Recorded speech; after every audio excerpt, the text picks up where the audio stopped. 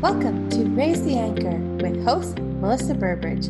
In this podcast, I will share the stories of individuals who have made major life-changing decisions. The purpose of this podcast is to tell their stories and inspire change within. Stick around and share their journey with me. And today on the podcast, I have Amber Renae. She was a civil engineer turned entrepreneur, mentor, and now a reality TV star. Right? Welcome to the show, Amber. So excited to connect with your audience. Thank you so much for having me on. So excited to have you. So you started out as a civil engineer. How long did you work as an engineer before you transitioned to a fashion stylist? So my first job I actually got when I was in my second year of university. So the university here in Australia for engineering is a 4-year degree. So in my second year, I landed a construction engineers or site engineers role working on a construction site. So I started working looking at the concrete pavement, which is very sexy, working on a massive highway. And I worked on that part-time throughout second, third, and fourth years of my degree. It was for one of the major infrastructure companies here in Australia, one of the biggest. And then they offered me a full-time position after graduation, and I lasted about 6 months on the construction site. So I would, work on site every day. I painted my steel cap boots pink. My nickname was Pinky. I had a whole crew. We built an on-ramp. We built a rock retaining wall. And I was really very good at it because I had no ego around it. Like I was on this site going, I don't know how to build a road. I'm, a 20-year-old kid. Like, what do I know about building roads? So I was just really good to my foreman. Every day I would just like project manage him and be like, what do you need from me to make sure that you're going to be able to build the road? Obviously, you've been building roads for 40 years. Let me help you. So I was really good at it and lasted about 6 months full time, and then realized that being on a construction site was, not my thing. I was never going to be successful at that because I was, a petite female. Really, basically, that's what it boiled down to. I wasn't a big, old, angry, overweight man. So I could tell that it was never going to work out for me on that construction side. And so I asked to go into head office. And in head office is where you do design development, basically. So I was in head office for about 3 or 4 months, and I was running this major canal development, and it was in pre-development stage. So it was we were having stakeholder meetings, and each week I would chair these stakeholder meetings with, everyone involved in making major design changes. So there's about 10 men all sitting around the table and me, 20-year-old female. And so I remember one day we eventually were going, oh, well, we need to get the engineer to sign off on this. And I was like, well, I'm the engineer. And they were all like, oh, are you? Oh, okay. And they hadn't really realized that the little woman running the show was actually the engineer. And then I was like, well, this isn't going to work out for me. And so I quit pretty much straight away. Yeah. And you did some pretty good fashion. I scrolled through your IG, and some of the people that you did the fashion for is pretty cool. Yeah. So my next business. So from that, I started a fashion label. So that label started with me on a sewing machine. We made 4 shirts the first week. We made 8 shirts the next week. We sold them to the boutiques. 5 years later, I had 120 accounts around the world. We exported to Paris, Tokyo, LA, and South Africa. I did runway shows all around the world, and we dressed some of the biggest celebrities of the time, which back in the day was Paris Hilton. And it used to be, and this was before the internet. So to be able to get that sort of reach and to dress Paris before the internet was kind of a big deal. And so that business was amazing right up until it wasn't. So that business, we had a manufacturer over in Vietnam. That manufacturer went out of business, which caused me to go out of business. So we had prepaid everything for the next collection. I'd bought like $70,000 worth of patents and fabrics and stock, and prepaid him. He kept all of that, and that forced us to go out of business. So I couldn't deliver on any of the sales. I'd already bought everything. So then I had to go out of business as a result of that. I was bankrupt. I found out I'd basically worked myself to death. So I had cancer. I had stomach ulcers. I was on anti-anxiety, antidepressant, had a full-blown nervous breakdown, and basically put myself into hospital. So that was my first business, which wasn't, everyone looks at this entrepreneurial journey that we see on Instagram, and it's all like #entrepreneur life. And it's like, this is the reality of that #entrepreneur life. It's really not as glamorous and as glorious as everyone thinks. So that was my first business. And then my second business, which is the one you're talking about, is the fashion styling business. So when that fashion design business ended, I swore I would never, ever, ever run a business again. I was like, I'm done with entrepreneurship. I'm going to go and get a day job and just get paid every week and like just show up and make my, like it's easy. So that lasted about a year, and then I got fired from that job. Turns out I'm a terrible employee. And so then I started my second job, which was a fashion styling business. So I just woke up one day, changed my email signature from designer to stylist, and figured the rest out from there. And 3 short years into that, I was able to land 2 of the biggest contracts in the country. So I became the fashion editor for Women's Health and Fitness magazine and the resident stylist at our biggest radio and TV network. And they were the kind of contracts that most people would work for 20, 30 years in that business and not get. They were hugely coveted. So I landed them really quickly. And again, that was living the high life. I'd just done Project Runway. That was my first reality TV experience. I was a designer on Project Runway.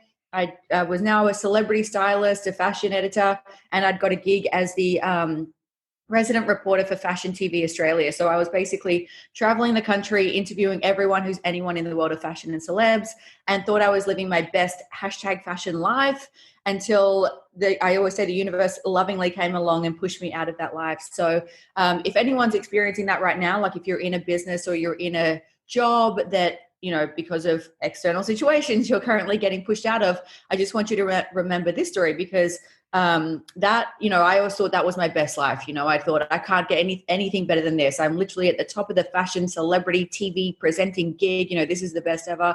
The effects of the global financial crisis eventually hit Australia, and all monies for things like fashion and TV dried up, and I was left unemployed and unemployable. Tried to go back to the construction site. They didn't even want to give me a job. And so that was, all that I had left was all of this knowledge about how to be a successful fashion stylist. And that was it. I had nothing else.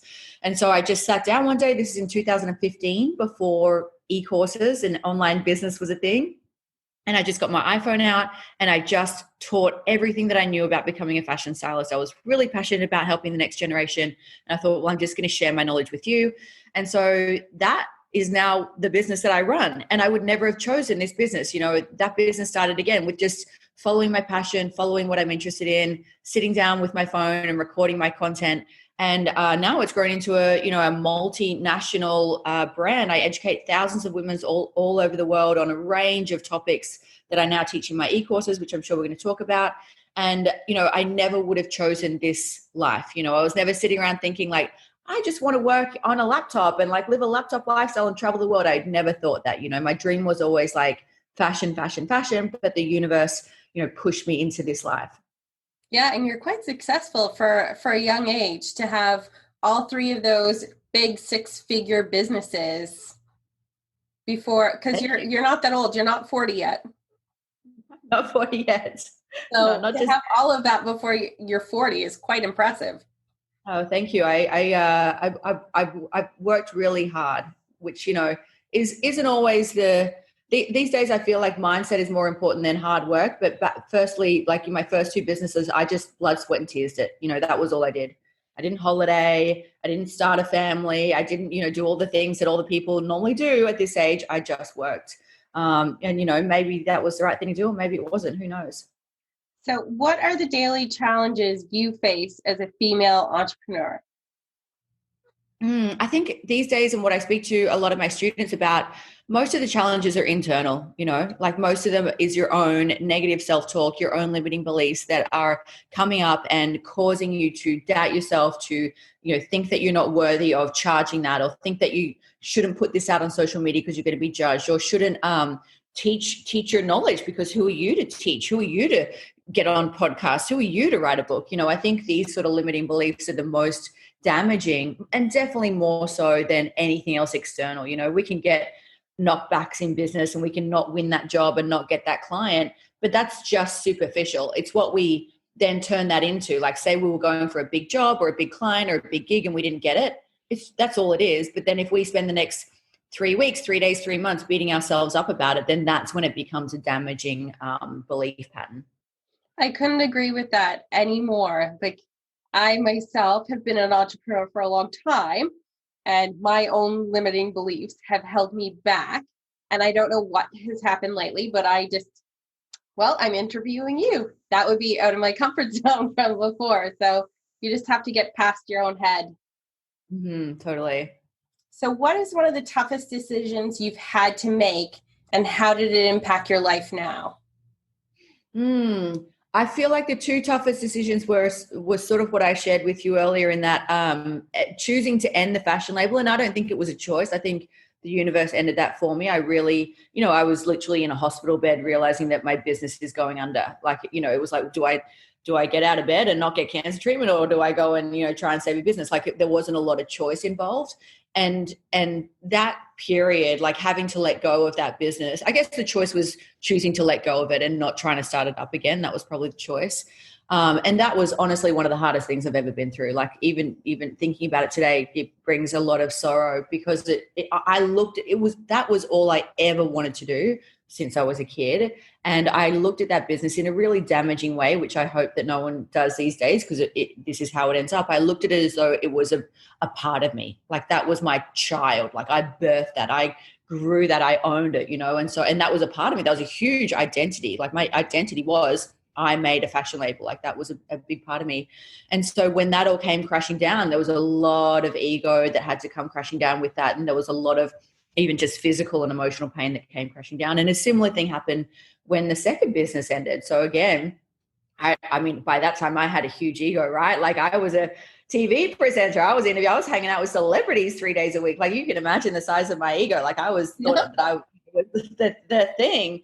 And so when all of that came crashing down, like, there was a huge identity around that of like, oh, you're not that anymore. And what are you going to be now? And also, like, very damaging to build your ego around something external. Yeah. Did any of them reach out to you after? Any of those celebrities? Oh my God, no, they couldn't have cared less about me. Yeah. Absolutely not. No, that's, is the fashion label something you would ever do again in the future? No, and I get asked this question all the time, and I get asked by a lot of young girls going, how do I start a fashion label? And my best advice to that is don't start a fashion label. It's a broken business model. So that business model, you have to pay for, you put money up front and you don't recoup that money for 6 months. So unless you have a sugar daddy or a rich mom and dad who are going to bankroll you, you cannot make money in that business model. It's broken. Yeah, that does sound like a broken. What accomplishment are you most proud of? I honestly feel, and this is probably not the answer that you're looking for, but I feel like the accomplishment I'm most proud of is the resilience that I've been able to build through these businesses, through the failures that, most people would have stopped at any of these. Most people would have stopped at the fashion label and just gotten on with the job, just gotten a cushy job, which is what I had. And they would have just lived their next 20, 30, 40 years in that job. And I didn't, I was like, I have to, there's more to life than this. So I think building resilience is probably my number one accomplishment. And I think that that's the absolute key to entrepreneurship, and probably key to life, really, is how many times are you going to pick yourself up when you fall down? No, it's very inspiring to a lot of females, especially who lose their business or hit a rough patch. Like, a lot of them are hitting rough patches right now during the current economy. You just got to get back out there and build yourself back up. What advice do you find yourself repeating over and over and over again to entrepreneurs?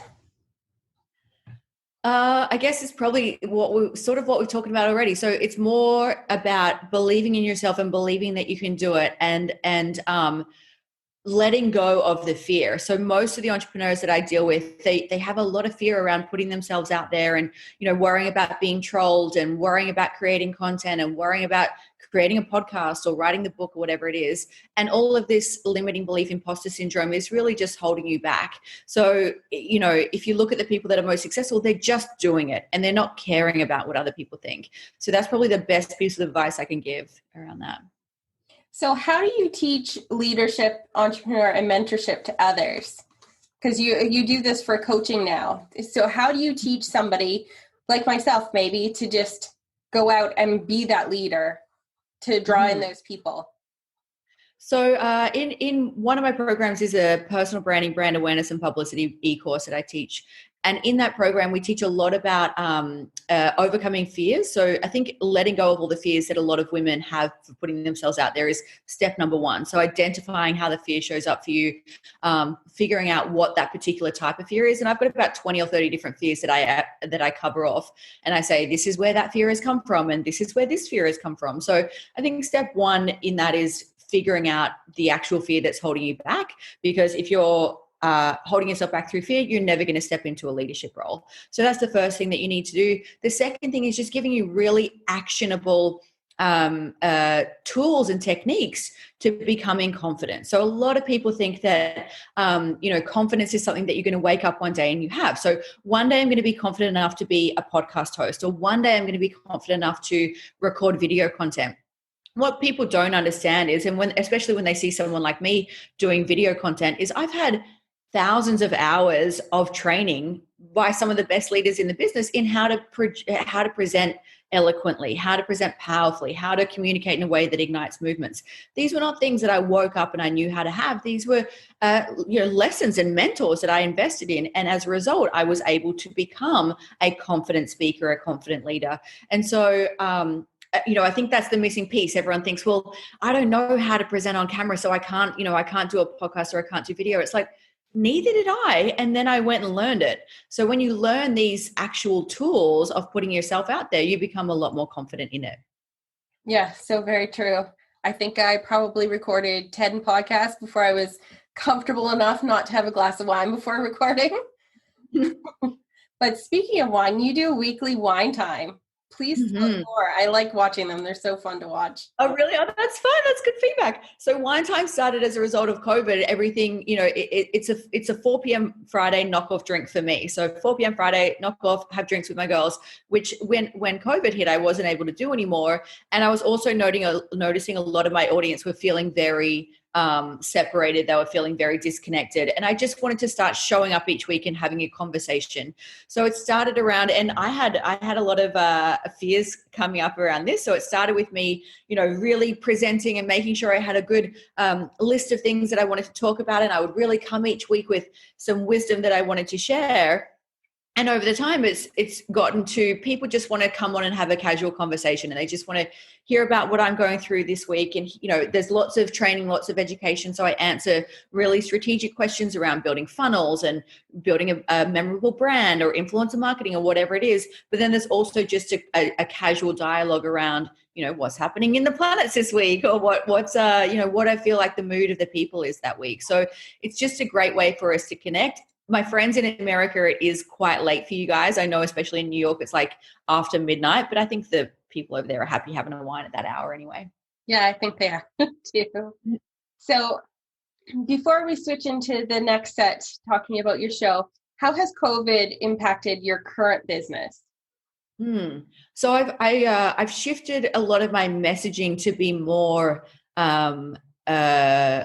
reflective of the current climate. So that's probably like the main key. Thankfully, all of my courses teach you strategies that will help you build an online business. So thankfully, the content that's in my courses, so one of my courses teaches you how to build an online business, an online course, and how to build a funnel, which is obviously what everyone needs to learn right now. And one of my other courses teaches you influencer marketing, again, super important right now. And one of them also teaches personal branding and publicity, which is sort of what we're doing here. And then one teaches mindset. So thankfully, all my courses are still relevant. What wasn't so relevant was some of the messaging of how I was selling those courses. So I pivoted to, explain to everyone why I truly believe COVID is a huge opportunity to get your business online. Like, this is it. We were all headed in this direction. We all knew that eventually we'd all be working online. And now what's happened is COVID's gone, well, you need to do it this year. So, what I'm really seeing and what I've been communicating to my audience and to my network is that this is an opportunity. So you can either do what I did with Instagram, which is to write it out and be the last one to sign up and not get on the bandwagon and not join up, and then it turned into a big thing. Or you can do, be smart about it, which is what I did with e-courses. I was one of the first on board. So when you see an opportunity like this, be the first, jump on board, start your online business, get everything online. And we all know that that's the way of the future. So why not do it all now before, and be ahead of the pack? Exactly. Exactly. So you are on a reality TV show. Tell us a little bit about that. So Dream Life is a reality show that documents the creation of an e-learning business called the Love Academy. So I'm the e-learning expert, and I partner with a colleague of mine who teaches love and dating advice. And she's also a big wheeler and dealer. So she's a big business development manager. And so we partnered together to create the Love Academy, and the show documents the process of this creation. We were in LA shooting the show and setting up the office and, getting everything prepared over there. And our co-stars are people like myself who are also, hustling in their field and are also helping us build the Love Academy. So we've got an influencer marketing guy, we've got a celebrity talent manager, we've got a publicist, and all those sort of people that are our co-stars in the show, and it documents the process of the creation of the Love Academy. So that's based in LA, but you're in Australia. Are you going back to LA for season 2? We will be going back for season 2. Yeah, absolutely. I mean, the whole plan was that we would be relocating over there, but COVID. So who knows what's going to happen, but we're hoping to be able to get over there and shoot again. Yeah. So when you signed up to do that show, did you know it would be in LA ahead of time, or did you know it was in Australia? No, so I was actually going to LA. I was going to Burning Man, and I was going to, it was my winter. So I just wanted to head over there and escape winter and spend some time with my girlfriend in LA, and then go to Mexico. So it just sort of all tied in that I was going to be there anyway. They were shooting this show, so it all just sort of worked like that. So was there a huge adjustment to living in LA for a little while?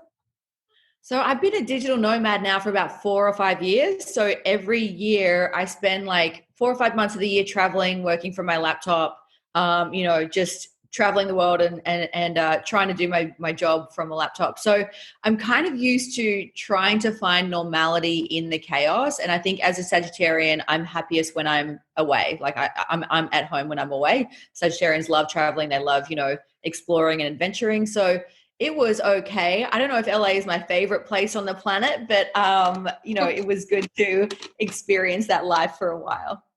Nice. So I know that you were a presenter before, but what was it like to see yourself on TV in the reality show for the first time?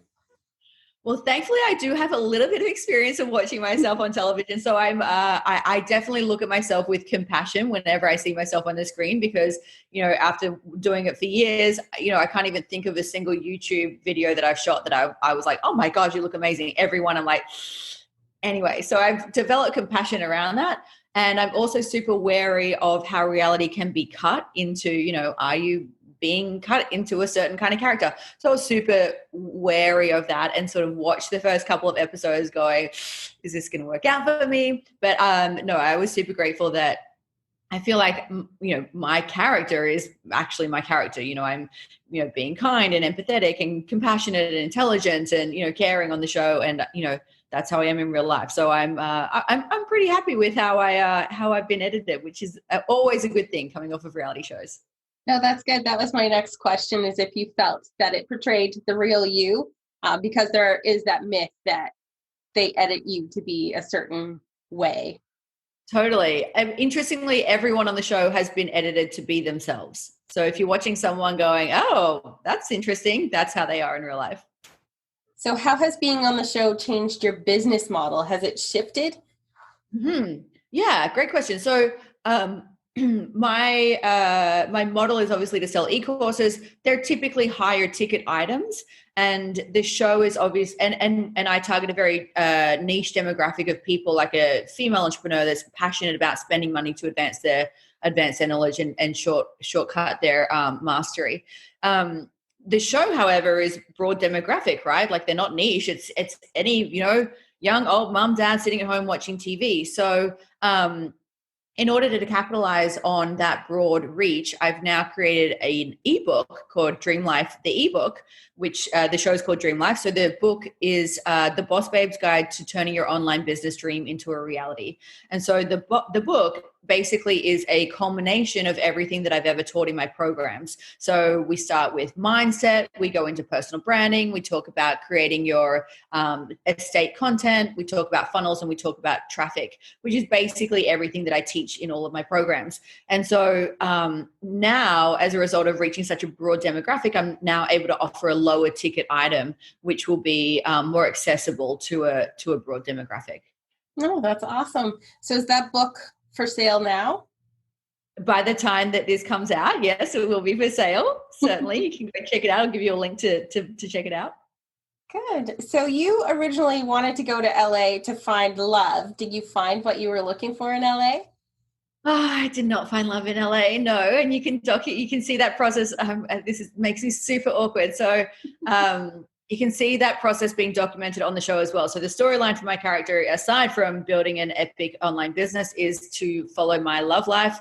As you're about to see on the show, I'm terrible at dating. I hate dating. I'm a super introvert. I'm very private. So I don't even like chatting to people online. I'm getting nervous just talking about it. So what makes me incredibly uncomfortable is not only doing that in real life, but then, having it projected onto an American television screen. So, we watched me awkwardly date on the show. And no, I did not find love during that process. If anyone's listening, please slide into my DMs. If you know someone, hook a girl up. So what are you looking for? Love.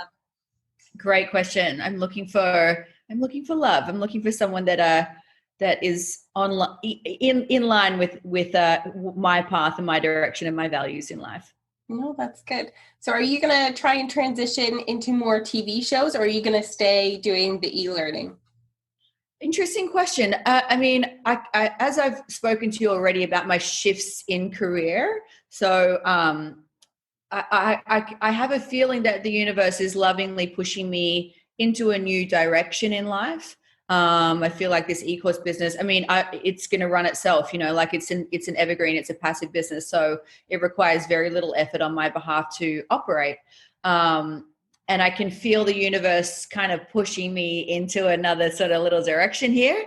I feel like it's going to be more of an author. I have a memoir / self-help book that's in the process, wanting to come through. It keeps like tapping on the door going, please write me. So I'm hoping that I'm going to get a book deal as a result of this TV show, and then create this memoir that will hopefully, sort of what we've spoken about today, talk about some of the hardships that I've been through and how I've been able to reframe them, and how I've been, able to rise out of a lot of failure and overcome a lot of really negative things that would hold a lot of people back. So I'm hoping to share more of my story more in depth in that kind of book.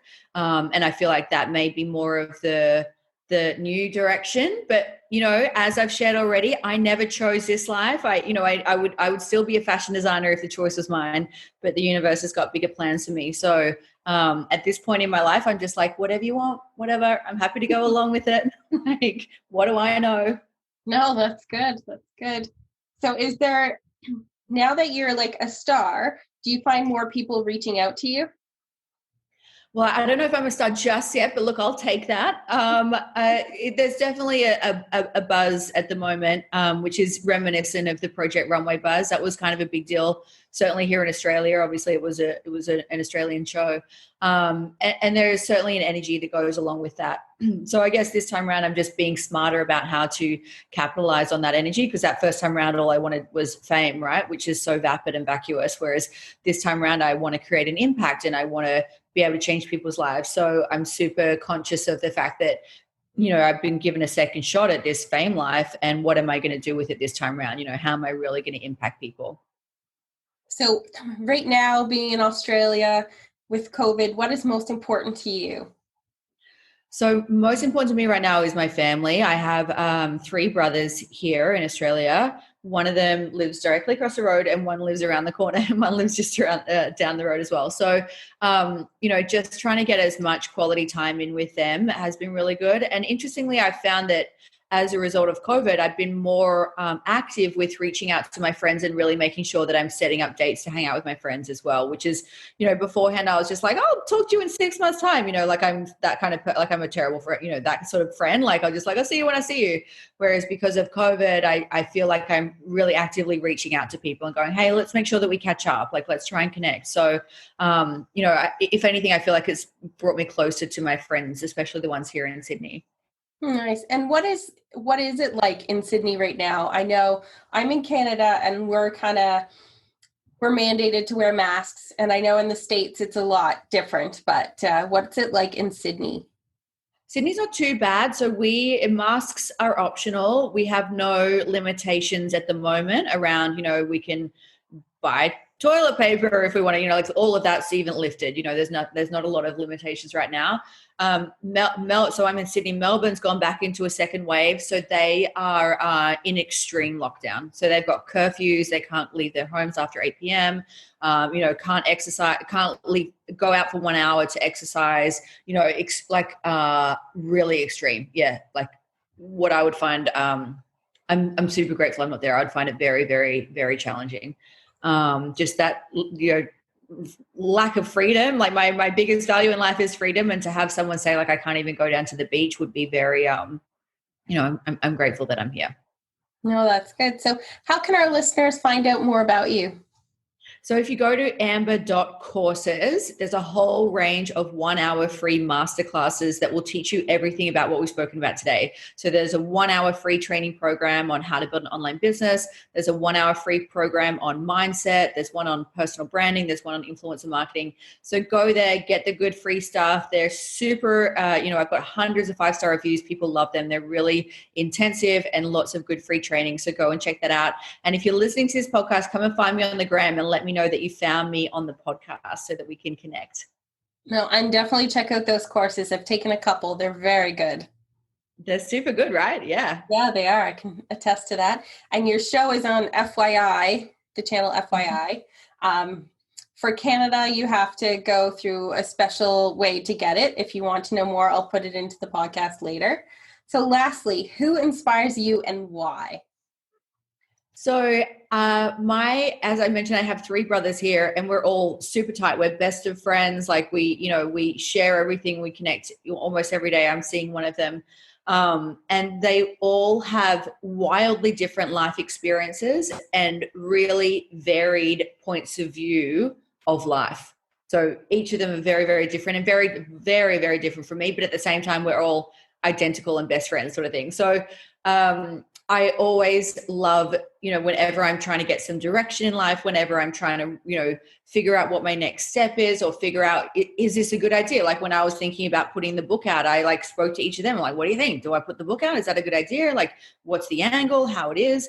And each of them have helped me a lot in positioning that book and making sure that I'm getting the right messaging across and making sure that I'm, positioning myself as to how I want to be seen, not only now, but also in the future. So the 3 that, they're like the 3 wise men. I love them. No, that's great. Well, thank you for waking up and getting up with us and coming onto the podcast. For those who don't know, with the time zone, she's up at 8 and I'm getting ready to go to bed. Yeah. Thanks for staying up late for me. I appreciate it. You're welcome. Thank you. Thank you for joining me for this episode of Raise the Anchor. And subscribe to this podcast so you don't miss the next episode. Don't forget to rate this episode as well.